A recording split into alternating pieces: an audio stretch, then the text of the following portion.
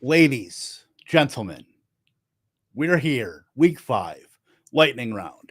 And it's also a very important day because On October 3rd, he asked me what day it was. It's October 3rd. it is October 3rd. It's lightning round. It is. Britt Flinn will be here momentarily. Coop, my man, how you doing? Yeah, is Britt still on with ESPN, the Noog, with Chalk and Chattanooga? Aspen, as the kids call it.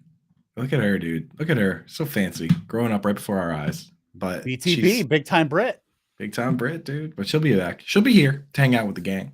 Yeah, absolutely. So, we are going to be talking some ball here. We're through 4 weeks here. I'm very excited. Not excited that I did put a new jersey up over here, but Jackson Smith and Jigba has turned into Rondale Moore and Jigba, which is a tough scene for all involved.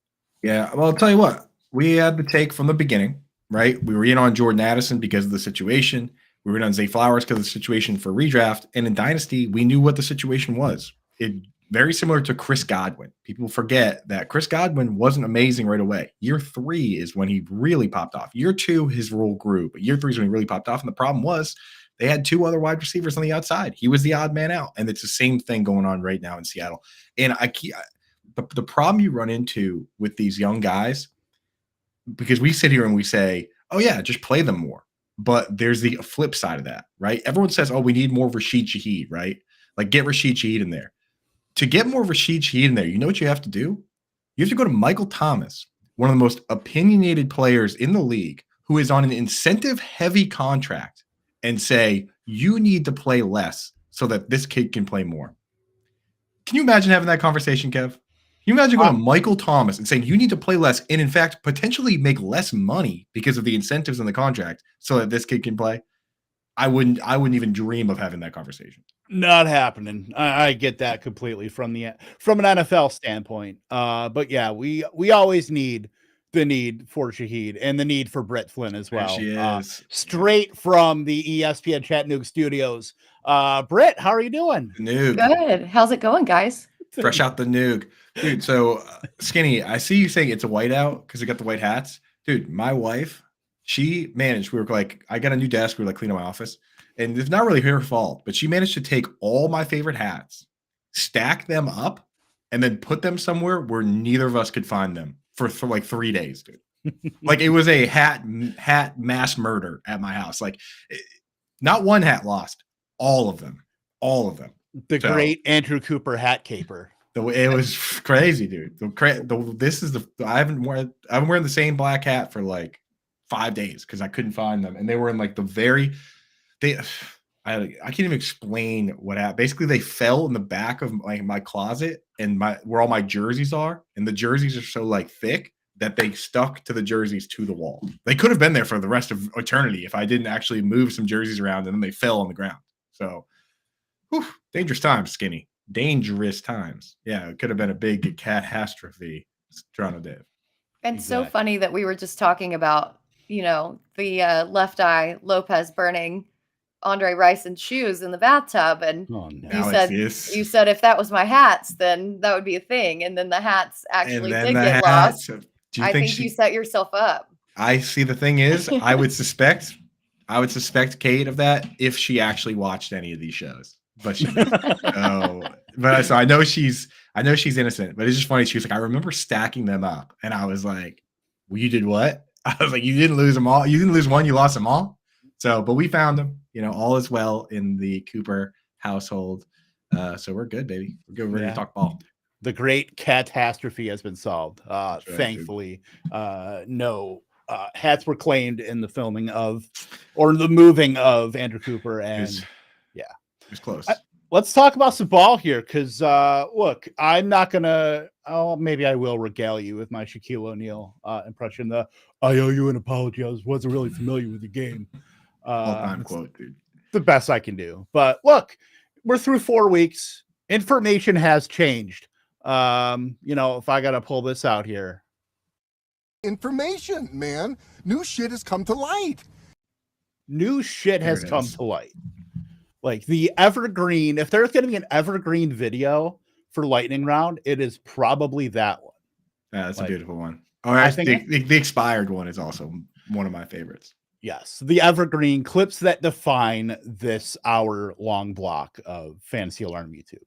But you know what? Look, we have to kind of capitulate a little bit. There's things that we maybe didn't see coming, or maybe we downgraded some players just because of, we maybe got take locked a little bit. Maybe we just didn't see the potential that these players had in their offenses. Coop, I'll let you go first here. Who's a player that maybe you owe an apology for? Maybe you weren't familiar with their game. For sure. And Ani Coop, I'm all set on the Rams sats. Thank you though. And I know she has a million of them too with the Rams pins and everything. But yeah, shout out Ani Coop. Ani Coop, yeah, we got her set up with the YouTube. So she's in the chat mixing it up with Toronto Dave and Sellers and Skinny and the gang. So look out now. Look out, everybody. So the one, there's a couple guys, but the big one for me is Brian Robinson, because I mean, there was really nothing that indicated this guy could catch, and they wanted to use two backs. I mean, the whole setup this whole time has been J.D. McKissick, and then it was like, okay, conditions are perfect for it to be Brian Robinson on rundowns and Antonio Gibson on pass downs. That's not really how it's worked. It's more like Brian Robinson gets all the rundowns, and then they take the pass work, and Brian Robinson gets half of that too, which is all you can really ask for in this world, right? So Brian Robinson is a guy where I wasn't drafting any of them because I'm looking at it and I'm like, this team's going to be bad, and they are pretty bad. I mean, they were all right, but they're not good. And I was like, why would I want Alfred Morris but on a bad Washington, right? Like, why would I want Jeremy Hill here, who's not going to catch passes? Turns out that he is going to catch passes, and he caught a touchdown pass week 1. He's doing all right. Same with a guy like Isaiah Pacheco, right? So for me, Brian Robinson, especially when you say not familiar with his game, there was no evidence that this guy could really catch the ball, but clearly he can. So, and Antonio Gibson, it hurts because we know he can catch the ball, but they just don't seem to really want to use him. Like he's been in the doghouse, and maybe he'll just never get out. I don't know. And that was the thing with Brian Robinson too. Last year, his efficiency was so low on his yards per carry. Right. And now we've got a brand new quarterback, a brand new offensive coordinator. I mean, just all of these factors that didn't really come together to really lend themselves to any kind of production, but he's been doing the damn thing. Right. He's been doing it. I would say real quick on Sam Howell is that, like, there's two kinds of bad in the NFL, and at least he's fun bad, right? Like Blake Bortles is fun bad. Jameis Winston's fun bad. Like Mac Jones right now is just sad bad. Like bad, sad bad. Josh Dobbs is fun bad. Fun bad, yeah, exactly. Because he just like he'll run people over. Josh Dobbs is playing for keeps. And Sam Howell, tell you what, as a unbiased fan, if a guy goes out and throws 4 interceptions, that's fun. Right? Like, hell yeah. Jay Cutler, he's back, baby. Twitch gang. Heineke will be fun bad for the Falcons. Shout out Twitch gang, dude. What up, y'all? Yeah, even though Arthur Smith said that he's still committed to Ritter, I don't know how much longer you can be committed to Ritter. You know? Exactly. Yeah, dude. No, I'm done. Look, I was willing to give Brian Robinson a pass just because he was going behind Antonio Gibson in drafts. Like, the dude averaged 3.9 yards per carry. The dude was shot last year. So I'm willing to give him a pass. Maybe they didn't want to put everything on his plate all at once. Plus, they had probably stuff planned for J.D. McKissick, and then he got hurt. So I can understand maybe them not wanting to fill his. I mean, but now Antonio Gibson thesis was always the coaches hated him, and it seems even more so now that they talk him up, and then they still hate him. So. Right. The thing is with Brian Robinson, it's not like he was shot in the hands. Like, he had 200 carries last year and only 9 receptions. You know what I'm saying? Like, that's not. We knew that he could run. It's just we didn't know he could catch, and clearly he can. He only still has 5 receptions, but still, like, the fact that he's playing on those plays is what matters, right? Exactly. Mm-hmm. Got some people filtering in the chat with some questions here. Let's get to one of these from Francisco Alonso. Hey guys, need some help with a trade. Lamb and Jamar Chase. I get Jefferson and DJ Moore. Is that a good trade? Britt, what do you think here? I'd like to know if it was dynasty or redraft. That would help out a little bit. On its face, it looks like a good trade. I think Chase and the Bengals offense is obviously discombobulated. Lamb, the defense just scores all the points, so Dallas never needs to throw. Right. That's the hard truth of it. If it's dynasty, it gets a little bit more iffy for me, and that's where I would rather keep Lamb and Chase, I think. Yeah, I just with trades like this, I just want to know the context. Why are you doing this? Like, why are you and another guy trading 2 wide receivers for 2 wide receivers? Like, a lot of times with trades, it's like, okay, I need a quarterback, I need a tight end. Here's a running back for the tight end. That makes sense to me. Like, the person, like, you're getting Jefferson. Is DJ Moore going to be in your lineup? Like, what prompted you guys to do this swap? Like, because sometimes you see trades like this, and then the context is, oh, well, DJ Moore would be my wide receiver 4, and he might not even be in my lineup every week, to which I say, definitely do the trade. But if you're just trading the guys straight up, it's almost like, why are you doing that? Like, who initiated this trade? Did he come to you doing it? It's like trades like that need a little context, in my opinion. Yeah. And sometimes it's just get your guys. Right. Yeah.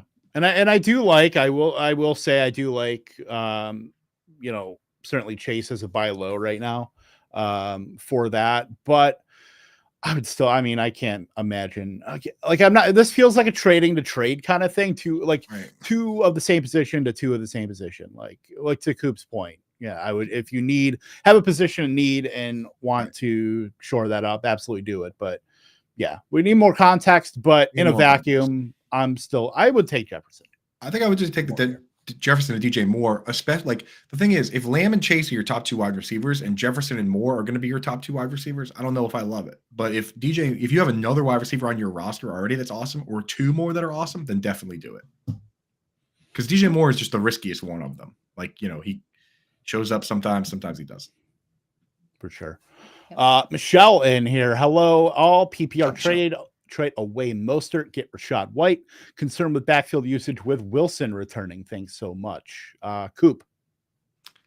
Yeah, it's a very conservative play to do that because Rashad White has been pretty bad, right? Like, Rashad White does not look good, but not an efficiency play by any means. But he continues to get all the work. So if you're worried about, Mostert just completely going away, then maybe. But Mostert still has the upside.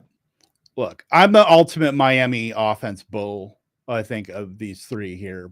I cannot see a world where Mostert goes away. I can still see a world where HN, Mostert, and Wilson can kind of coexist. For fantasy, it's difficult because I do think Wilson gets squeezed out quite a bit now with HN getting as much run as he has. I think he's a must start going forward. Mostert probably slides into the back end RB2. And you're going to have some volatile weeks there because, look, you had that, he had a fumble, I believe, also, plus, like, he's just the same kind of workload with HN and Mostert that are kind of synchronized in that way. So that's where I kind of delineate between those 2. I still think Mostert is going to be like the de facto starter, but HN's clear. I think he's clear far and away ahead of Mostert right now. And if you can get something for him, I think that's pretty good, but it's going to be more volatile for him going forward. What do you think, Britt? Again, it just depends on if it's dynasty or redraft. Because if it's dynasty, absolutely. If it's dynasty, you obviously do. Yeah, dynasty, yes. If it's redraft, I tend to still keep Mostert. I think that McDaniel really likes Mostert in this offense. Will still continue to incorporate him, even with HN getting more and more touches. I think, again, on the goal line, could be Mostert because Wilson really just hasn't done much for me. And with HN in there, that kind of, in my opinion, relegates Wilson to the 3rd on the depth chart. So I would still hold on to Mostert. Yeah. Yep. I agree. I think, Mostert, I don't think you can, it's like I said, I think if you can get something for him, like, and certainly in this case, I think that's worth a discussion. Obviously we just had it here, but it's a bit iffy for me. I do think HN is clear, the back to roster in Miami, but Mostert should be the guy as far as the de facto starter. Will get carries, but still volatile. in that offense. Chris SUFC 97 dropping Freiermuth after he was only a safe waiver pickup with Johnson out. Have Kincaid. Is there a yin tight end you would start over Kincaid? Only tight ends on the wire: Ferguson, Higbee, Thomas, Schultz. This goes to the yin yang tight end master, Andrew Cooper. Yeah, so you can definitely drop Freiermuth. The reason being is, well, first of all, he might have been droppable even if he didn't get hurt. But the fact that he's hurt and now he's doubtful, the Steelers have the week 6 bye. So they're definitely going to hold him out. If he doesn't play this week, he's out through the bye. They might as well just hold him out through that. And after the bye, Deontay Johnson is eligible to return as well. So, and he's not going to become, if something happens, if they make some announcement that prompts Yahoo and Sleeper and all these sites to make him IR eligible today, then maybe you can slide him into an IR spot and that might be fine. But if they don't do that, then he's droppable. So I'm willing to drop him. The guy I like is Logan Thomas, though Ferguson, for me, like this week with Peyton Hendershot out, he actually played a lot more, and clearly Dak likes him. So Ferg for the short term is probably he could be the safest start, especially as long as Hendershot's out, that he's good to go. But I like Logan Thomas personally. Yeah, Friday is tough for me. We had so much expectation on the Pittsburgh offense going into the season, and now, certainly Kenny Pickett has not brought his preseason, play over to the regular season. I mean, the Matt Canada pitchforks are out and in full force here, but I think certainly Canada has to put him in positions to help him succeed, but Kenny Pickett hasn't exactly helped matters either here. Yeah, so it's early to you can't do victory laps or whatever through 4 weeks, but I'll tell you what, in my fades article there were 5 tight ends: George Kittle, Dallas Goedert, Pat Freiermuth, Irv Smith, and Gerald Everett. None of those dudes are top 12 tight ends right now, and it's looking pretty ugly. Like, you still got to hold. I feel like you still got to hold Kittle and Goddard, just because when a wide receiver gets hurt, like we saw with Ayuk out, there you go. Like with Dallas Goedert, he's a handcuff plus. You can throw him in there and it's fine. If one of the wide receivers gets hurt, now it's wheels up. So it's kind of hard to drop those guys right now. But we warned you that there's only one football. I mean, sometimes it doesn't have to be crazier than that. Like, if you have Devonta Smith, he's going to get more targets than Dallas Goedert. If you have Deontay Johnson and George Pickens, they're going to get more targets than Pat Freiermuth. So just got to be careful with that stuff. Yep, for sure. Better boss in here. Shout out. I have Javonte and P. Ryan on my roster. My team is off to a bad start.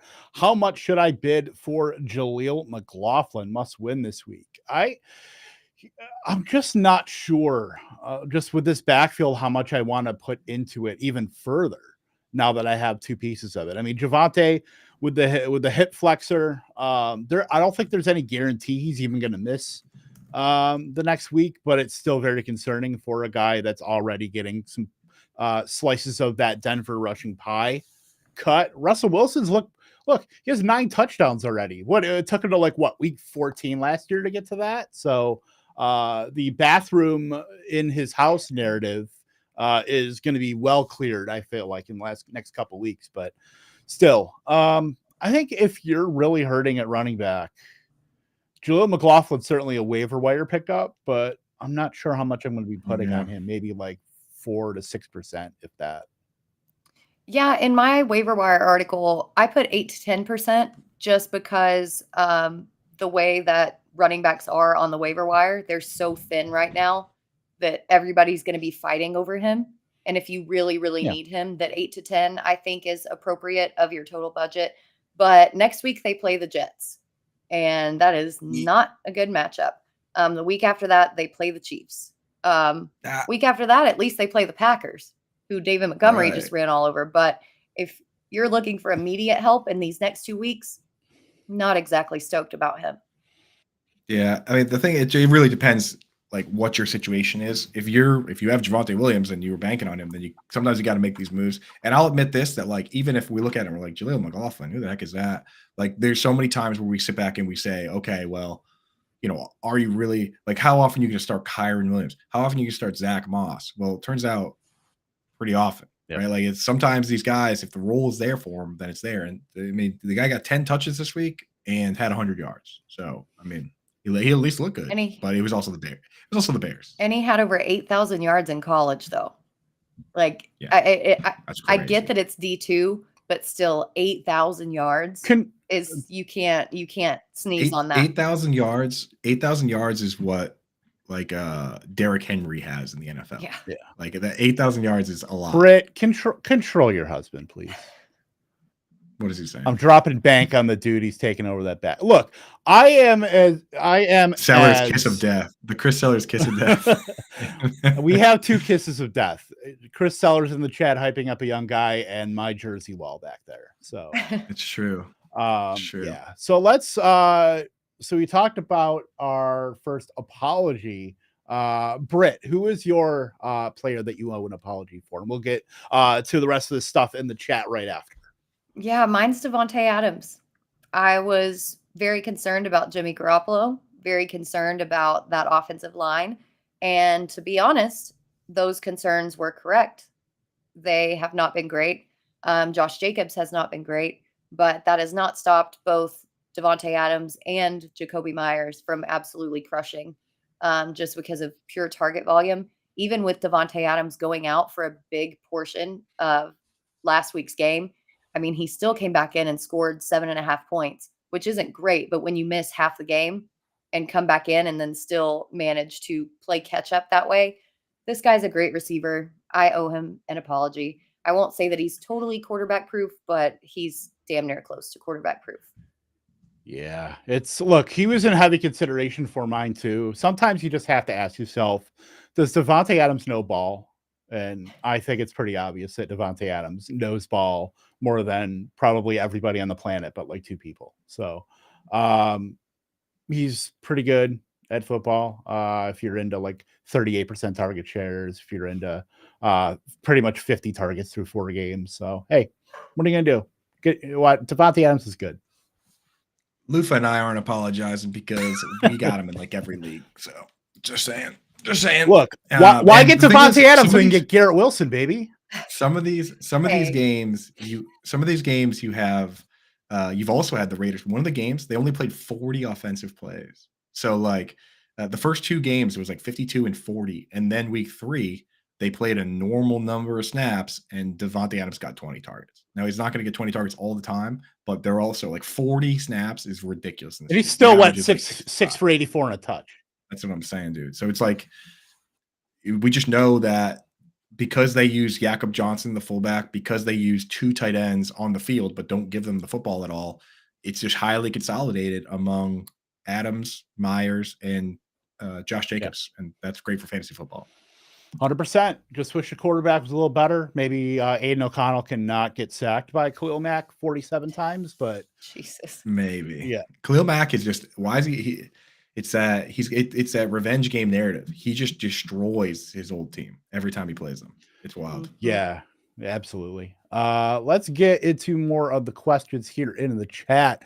M. Rojas, 10-team PPR. Gino is on bye, but I'm thinking about benching him or moving on.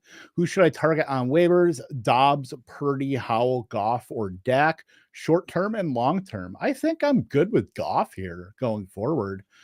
I mean, definitely. I would say maybe if you have the room, kind of maybe switching out Goff and Dak based on matchups. I don't think that's a bad play either.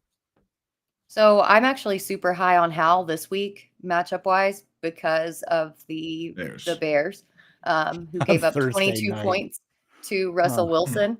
I think that they're just going to get eaten alive. But long term, I think I'm leaning more towards Goff. Crazy that Sam Howell and the Commanders are favored by a touchdown in this economy.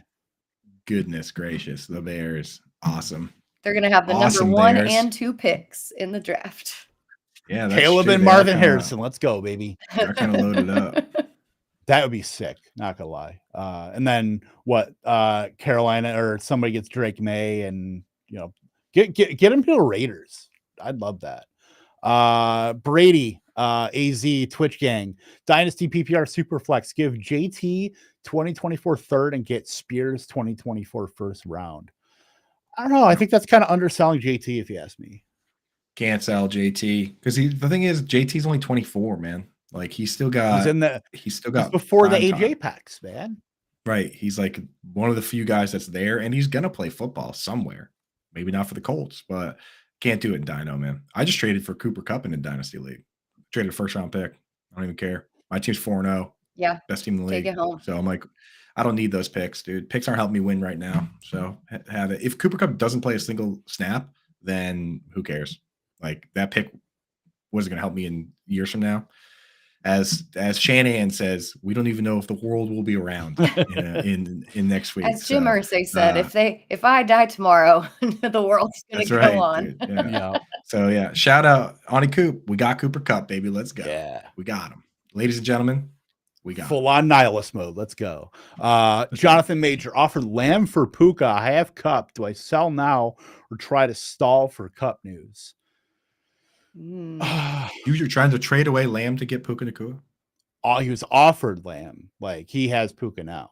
Mm-hmm. Oh man, that could be one of the greatest rug pulls of all time.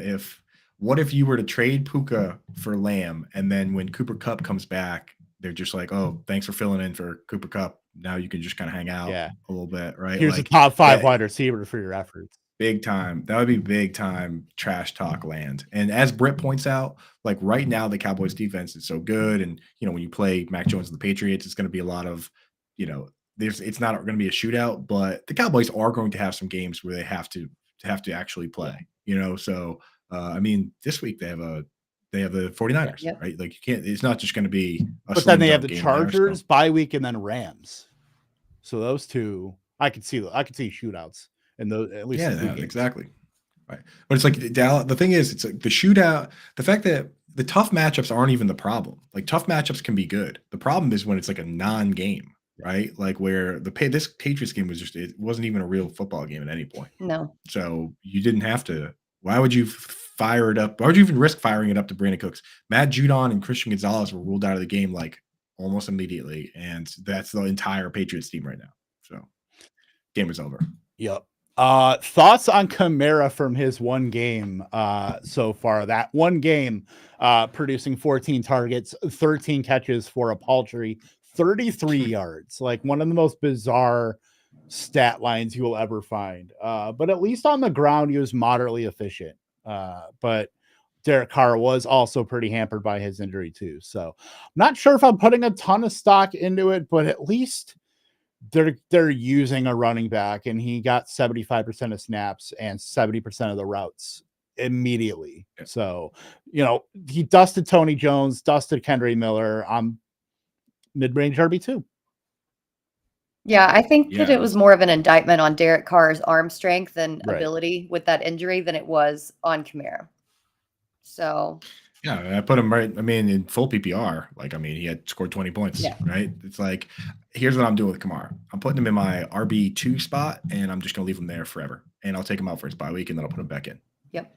Yeah. I'm just, for long term, I'm kind of hoping that somebody can kind of play off him, because when Kamara's at his best when he has somebody to play off him, where he doesn't have to shoulder the entire load and lose efficiency. So I'm really hoping for maybe the light switch going on for Kendry Miller, or they bring somebody in, who knows? But Jamal Williams on IR. The perfect thing for him would be Jamal Williams comes back, and he's a battering ram that they use on 3rd and 1, low value. But then when they get to the goal line, they just let Kamara do his thing, because he does have a nose for the end zone, even if he's not a up the gut type guy. But you don't want him lowering his shoulder and running for 1 yard and, all the scratching and kicking that comes with that. Right. He did famously score 6 touchdowns in the fantasy playoffs, which, by the way, the dogs are barking. They know they had Kamara. You're hollering, dude. They know he's got that dog. He's got that dog in him. Well, so Kev, before we get back to the chat, why don't you give us your player that you got to apologize to Shaq style? Yeah, I was not familiar with the game. It's getting worse. It's so bad. It's terrible. The first time was actually, you kind of had it the first time. Yeah. Now look, it's a law of diminishing returns. Shaq is a tough one though. His voice is so deep. I literally just watched the clip of him calling into the Stephen A. Smith show as a pissed off Cowboys fan. I don't know if you've heard that, where he said he was like No, Tex no. Anderson or something like that, and he was doing a Texas accent. And Steven's like, "Is that Shaq?" And he like Tex started Anderson. laughing on the other line. It was great. That's so good. Yeah, I gotta check that one out. Yeah, David Montgomery would be the guy that I certainly have to apologize for. I think that he has certainly carved out a massive role in this offense. We want Jahmyr Gibbs. I want Jahmyr Gibbs to be just an every down stud. But look, the information has changed, and we have to, go with that. Look, 3 top 24 finishes, 77 and 70% of the snaps in his last 2 healthy games, almost like 60 to 70% of the rushing attempts. Look, he's perfect for this offense and what Dan Campbell wants to do. And I think it's time that we need to recognize that David Montgomery is a lot better than what he was. Even in Chicago, I think this offense for him is perfect. Jahmyr Gibbs is certainly going to have a role in this offense, and maybe he takes a little more off the top, but he's a much better version of what we had with Jamal Williams last year. If he keeps that, look, he had 3 touchdowns, against the Packers. Like, what are we doing here? He's going to be scoring. Detroit's going to be scoring in this offense. Look, he's a high to mid-range RB2, and with RB1 upside, as we've seen, last Thursday. So I apologize, Dave Montgomery. You are not liquid concrete. You are not totally dust. And there will be games where they're going to throw the ball to Gibbs, right? Like, there will be Gibbs games when the script is there. But if the thing is, if you're running the way Montgomery was running, then why stop doing it? It's like, just run the same type plays over and over until they stop it, right? Like, we've seen that a ton of times in these games. I mean, the Rams did it all the way through the entire season and won the Super Bowl. They literally were going to throw it a Cooper Kupp every time. And if you can stop it, then good for you. And nobody could stop it. So if you get a game like that where Dave Montgomery cannot be stopped, then you just keep giving him the ball.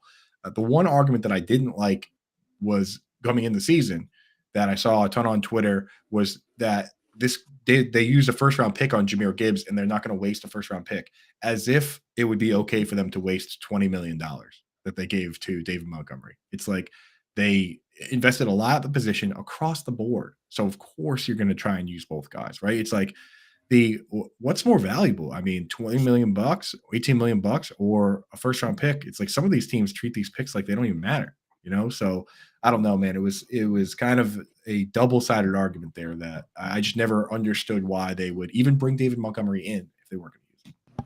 I didn't think that they weren't going to use Montgomery. I was looking historically at the usage of those players who have been picked within that range that Gibbs was picked in, and 11 out of 12 of those have had 200 touches or more. And so I thought it would be a lot heavier run game, especially with all the pass catchers out, especially for the first 6 weeks. But it just hasn't really resolved itself that way. So maybe he can still get there. Right. Too. He's going. Right. He's going to get 200 touches. If by touches you mean carries plus receptions. He's got 57 right now through 4 games. Yeah, he's well on pace. He's on pace for like 250. Yeah. So I think they're just low quality touches, I think. Yeah, I think there's going to be games where you look at it and it's like the Seahawks game where he's got 7 catches. There's going to be games where he comes out and, there's going to be teams that have backup linebackers playing, and which, this week I thought, hey, no Devondre Campbell could have been a Gibbs game, but just turned out that, the one dude on the Packers was making every tackle. And that was like Quay Walker was everywhere. Yeah. He even jumped over the line for that field goal, which was the penalty, but still, it was like that dude was all of the field. How many tackles did he have? 19. So it was you got one guy running one guy ragged. Like, of course, you're just going to run over and over and over. So there will be games where Jahmyr Gibbs has the right matchup, and that's when he comes out and has the Alvin Kamara 14 target game, which is definitely going to happen at some point. I would bet on it. It's just a matter of game script. Yep. It's definitely within the range of outcomes there. And look, his fantasy play, like heading into the fantasy playoffs, Chicago, Denver, Minnesota in weeks 14 through 16. Like, that is prime time for Jahmyr. I would be shocked if he had 20 plus carries in a game. He could do it, but it's not going to be what he's doing in this game unless like a meteor hits every other running back but Jahmyr Gibbs. Mm-hmm. But, certainly 10 plus target games, well within his range of outcomes. You can probably see him hit that a couple times this year. So look, Jahmyr Gibbs will get there. Dave, but that's not to discount David Montgomery, what he's doing for this offense. Right. Let's go back into the chat here. Kittle or Ferguson? Coop. Got to stick with Kittle for now. I mean, Ferguson, it's interesting because this week he had a tough matchup and he played well, but it was a very strange game script, and also no Peyton Hendershot. And even with no Peyton Hendershot, you saw that Schoonmaker ran like 18 routes, but clearly Ferguson is part of the scheme every week. So I think, minimum 3-4 targets is probably gonna be the case for this guy. But Kittle he's got a similar role, but he's George Kittle. So if one of these weeks they actually come out and Ferguson plays even 80% of the snaps, you know what I mean? Like he only he's played 4 games. In 2 of those games, he didn't even run half the routes, right? So that's the one knock on Ferguson, but you can't argue with the fact that they're scheming him up and that Dak likes him. I mean, Britt, you're a Cowboys fan. What's your read on Ferg Dog, on Fergalicious? Yeah, I really like him a lot, actually. And I think that Dak really likes utilizing his tight ends. I know that Ferguson's not out there at the snap percentage that we typically want out of tight ends. But while Kittle it seems like he's asked to block a lot more. And just looking at him from a fantasy points per game, I mean, Ferguson has 9.4. Kittle is only at 7.2 in PPR leagues. I mean, there's a 6-place gap in between them. If Debo's healthy and Ayuk is healthy, I tend to lean Ferguson. Right. And a lot of that production, the 7 for 90 game that he had against the Giants, was without Brandon Ayuk. So other than that, 3 for 19, 3 for 30, 1 for 9. Like, it's really tough to put George Kittle in your lineup and feel good about it. It's almost like a name brand at this point that, George Kittle is a good player, but I mean, maybe his fantasy usefulness in this offense with so many great weapons is a bit overrated. Right. I just worry it's the usage of the other tight ends. That's the one concern for me, because it's they use all 4. Ferg comes out, he has 11 yards in the first 2 games. Each game, 11 yards, and then Hendershot rolls his ankle, and now all of a sudden he's getting some more looks. But maybe they look at it and say, can't put him back in the bottle. So he's definitely moving up for me. It's so hard to actually put Kittle on waivers to add Jay Ferguson. That's the hard part. But sometimes you just got to make the tough decisions. And it's possible, like, he could be one of those like landmines that maybe you do drop and hope somebody uses like all their FAAB on George Kittle, and could be like one of those like roster landmines. He'll immediately score 2 touchdowns. 100%. Like, is there a bigger lock in the world? Eat those. Kyle Pitts. At some point, he will. Roster clogger. As soon as I drop Kyle Pitts, then he's gonna go off. He's gonna go ham. Yeah, they're gonna start Heineke. I'm just holding him.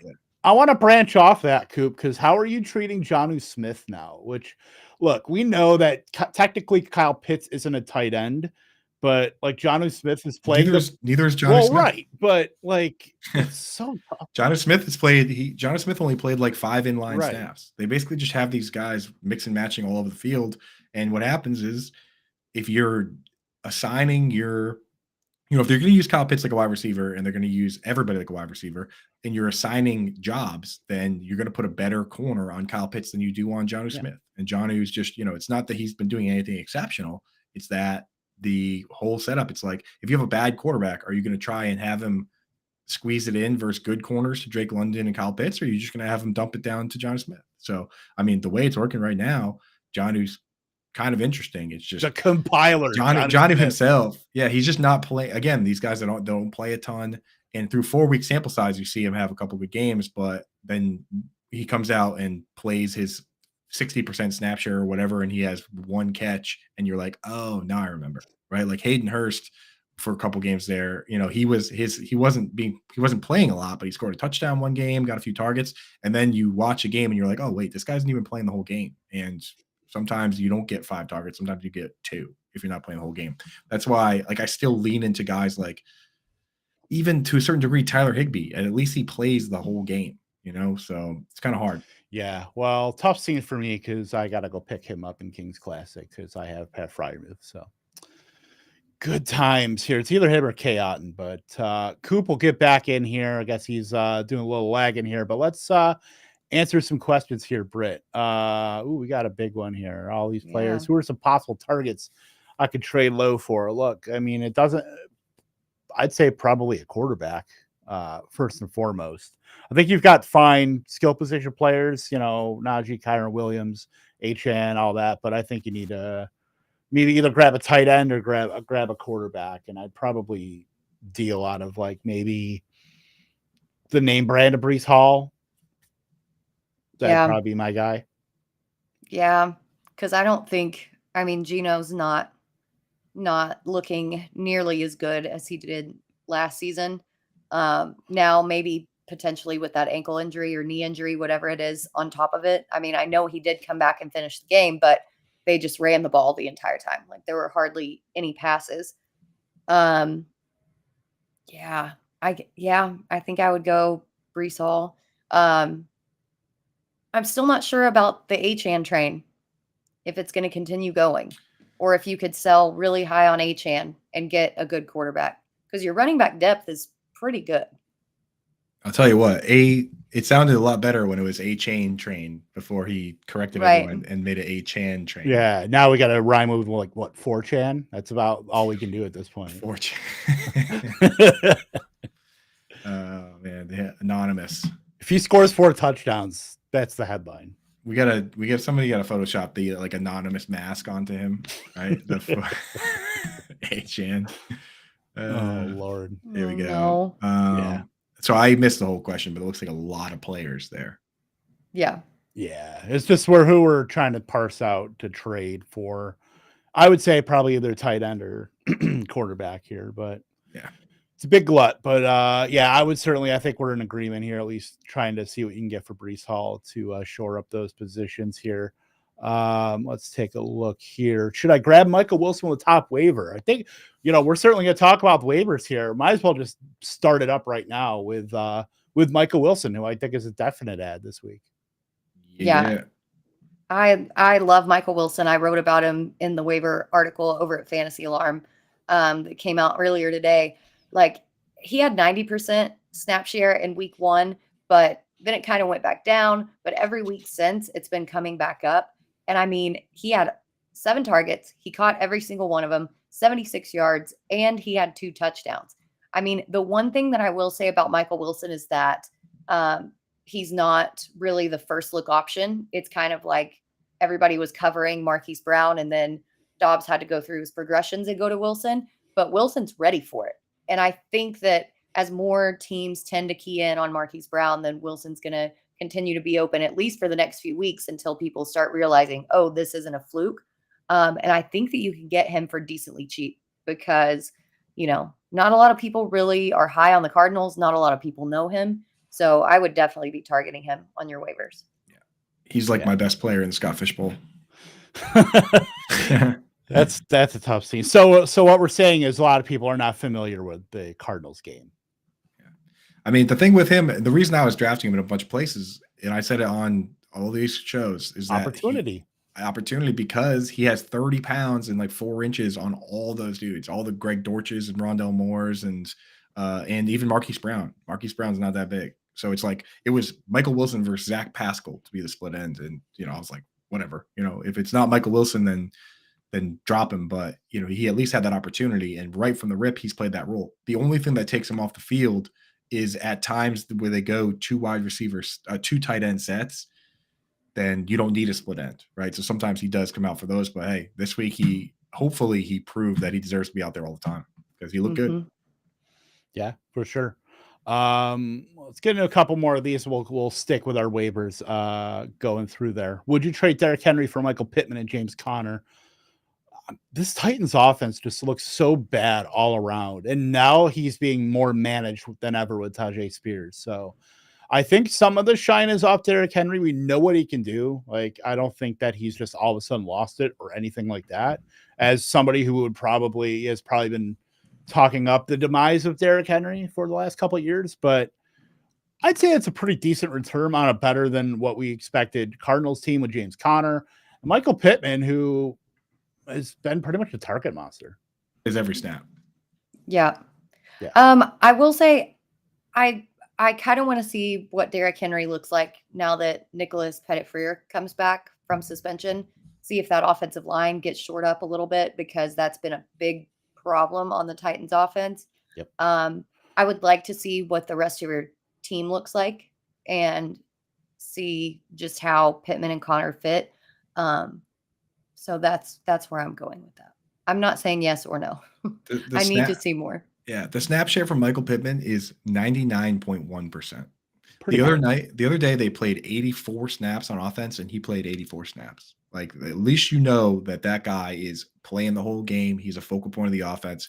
The way I look at trades like that one, Pate, is that if it's a deeper league, then I don't mind doing the 2-for-1s where I get the two players, especially if Michael Pittman and James Conner go directly into your lineup. If it's a shallow league, though, sometimes I just like doing the 2-for-1 to get the best player. But, if Michael Pittman and James Conner both go immediately into your lineup, I say do it. Yeah, we're definitely with you there. A lot of JT stuff today. Would you trade JT away for DK Metcalf? I'm awful at wide receiver. He's got Waddle, Pittman, Pickens, Flowers. I mean, he's got enough running back firepower. Yeah. I mean, it's a shallower league, but I do it. I'd say do it. Because I just don't know when JT's going to play, or if he's going to play, or if he's going to get traded. So with DK, at least you know what you've got. I'm cool with starting Bijan, Saquon, and Kyron. I hate being the one that carries the water the whole time and then let somebody else drink it. It's like people were asking me, should I trade Alvin Kamara? I was like, you just held Alvin Kamara for 3 weeks and you're going to trade him now? But right when he plays, it's like, you're giving away all your juice, man. Right. Dynasty League question here from Better Boss. I am selling George Kittle. Should I take Freiermuth and a lesser pick? Get a higher pick if you feel Muth is not an impact player the next few seasons. Totally fine. Like we talked about, I think the sticker, the name brand value of George Kittle is still pretty high.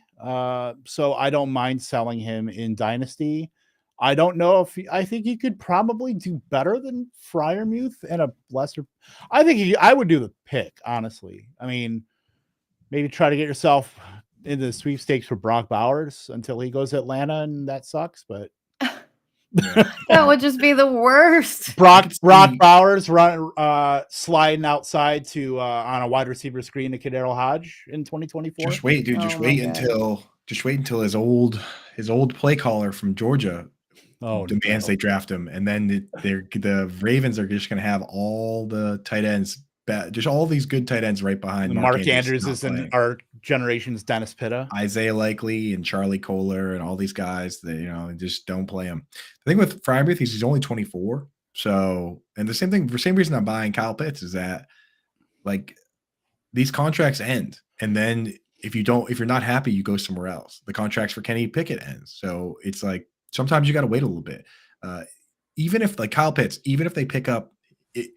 If they don't pick up his 5th-year option, he'll be 25 when he's a free agent. If they pick it up, he'll be 26. Travis Kelce, his first 1,000-yard season, he was 27.